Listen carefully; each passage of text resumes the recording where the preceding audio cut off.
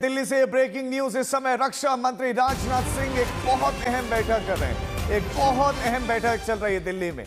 पाकिस्तान के साथ जारी तनाव के बीच में यह मीटिंग हो रही है और इस बैठक में सीडीएस, सेना प्रमुख, navy chief, vice air chief और रक्षा सचिव बताया जा रहा है कि मौजूद हैं। साउथ ब्लॉक में इस समय यह बैठक चल रही है।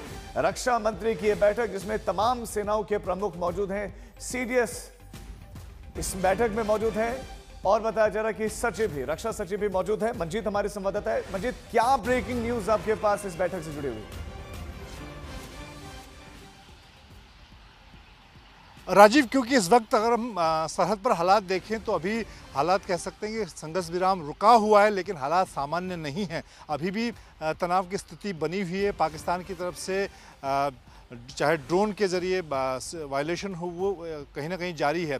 तो इस तरह से, और भारत ने जिस तरह से खुद प्रधानमंत्री नरेंद्र मोदी ने राष्ट्र के नाम संबोधन में ये कहा कि अभी ये अल्प विराम है ऑपरेशन सिंदूर 2 का, आतंकवादियों पर, पाकिस्तान पर अभी भारत भरोसा करने की स्थिति में नहीं है। इसीलिए तीनों सेनाओं ने जो तैयारी है सरहद पर, उसको अभी कम नहीं किया है। सरहद पर युद्ध जैसी तैयारी ही है और इसीलिए रक्षा मंत्री इस वक्त मेरे पीछे साउथ ब्लॉक में एक महत्वपूर्ण बैठक कर रहे हैं, जिसमें चीफ ऑफ डिफेंस राजन अनिल चौहान है, तीनों सेनाओं के प्रमुख हैं, वाइस चीफ हैं भारतीय वायुसेना से, रक्षा सचिव हैं।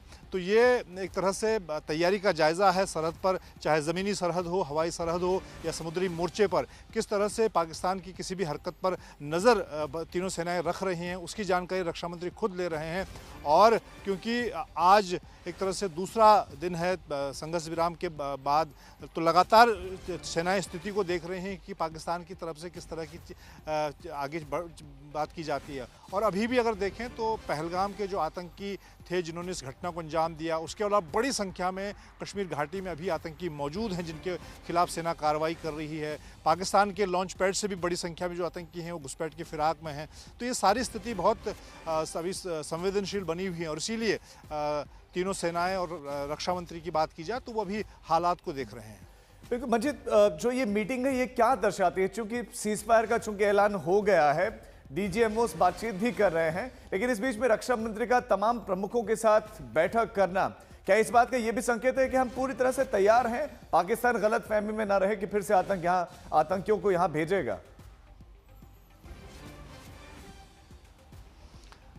देखिए, कल जिस तरह से प्रधानमंत्री नरेंद्र मोदी ने 2-3 बातें साफ की कि अब हम पाकिस्तान को किस तरह से पाकिस्तान को देखते हैं। उन्होंने कहा कि अब हमारे लिए पाकिस्तान की तरफ से कोई भी आतंकी घटना, हम उसको एक्ट ऑफ टेरर को एक्ट ऑफ वॉर की तरह लेंगे।